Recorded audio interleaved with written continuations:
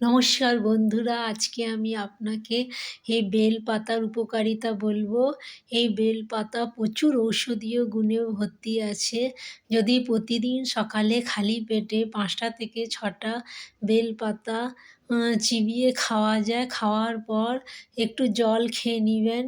উম তাহলে খুবই উপকার দেয় এবং আপনার হাই প্রেশার, সুগার, কোলেস্টেরল ও মোটাপাকে নিয়ন্ত্রণে নিয়ে আসে এবং এটার মধ্যে ঔষধীয় গুণে অনেক ভর্তি আছে।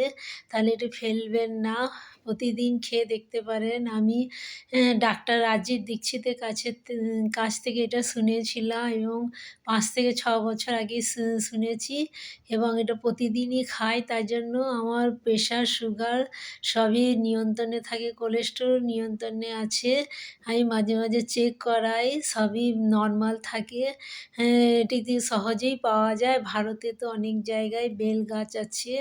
তাহলে আপনি পুজো করার পর ফেলবেন না। আমি পুজো করার পর ফেলি না, এটা রেখে দিই। এটা খেয়ে থাকি।